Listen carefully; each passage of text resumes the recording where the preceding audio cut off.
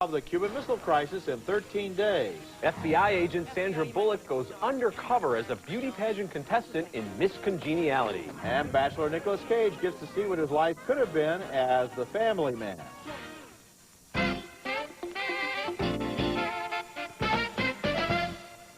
I can tell you, right now, I don't see any way around hitting them. If we hit them, kill a lot of Russians, they'll move against Berlin. All right, they attack Berlin, that's NATO, and we're at war. Kevin Costner plays an advisor to the Kennedys in 13 days. One of 6 new movies we'll be reviewing this week. I'm Ebert Roeper, columnist for the Chicago Sun-Times. And I'm Roger Ebert, film critic for the Chicago Sun-Times. For 13 days in November of 1962, the world stood on the brink of nuclear war as President John F. Kennedy told the Russians to get their missiles out of Cuba or else.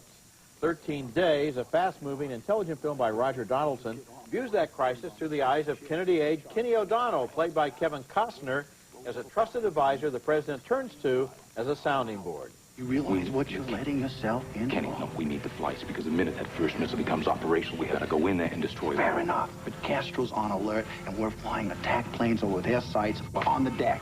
That's Bruce Greenwood as Kennedy. The White House staff is terrified by the thought of nuclear holocaust, but some of the military, including Air Force General Curtis LeMay, seem almost eager for it.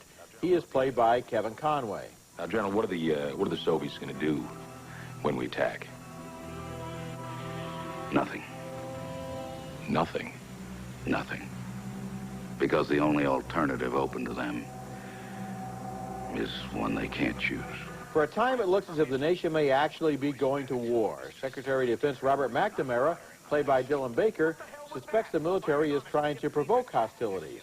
We were not attacking that ship. We were firing over it. That was not the president's intention when he gave that order. What if the Soviets don't see the distinction? What's clear is that Kennedy had to decide whether he could trust Khrushchev, at the same time that he had to wonder if his top military command, itching for a showdown, was trying to outmaneuver him. By telling the story through the eyes of O'Donnell, 13 Days creates surprising suspense, even though we know how the crisis turned out.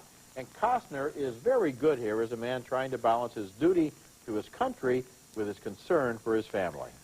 I think it's a superb film, but I'm going to make the argument to you that it would have been better without Kevin Costner in it because he's such a big star that the camera goes to him too many times. He's in the room with the Kennedys, and I know this is a real character, but I think his importance in the missile crisis and to the Kennedys is probably elevated here. I also think that Costner has a lot of trouble with the New England accent, that he kind of goes in and out of it, and sometimes he just does it too heavy. That was distracting to me, but I'm still recommending the movie because it's so well done, well paced, and as you said, obviously we know that we didn't go to nuclear war, but to see how we got to the brink of that, and the real bravery of the Kennedys was in not escalating and not going into military action. But again, I was distracted by Costner, by his very presence in this movie. But of course, they were ready to go to military action. That's what the movie makes frighteningly clear. Absolutely. That we almost had a nuclear war, and that would have been bad for everybody. And we also found out that a lot of these military people did not respect the Kennedys, even though John Kennedy himself was a war hero, that they didn't really believe these guys belonged in the White House. I'm going to defend Costner because, you know, he is the star of the movie, and the movie is told through the point of view of his character. So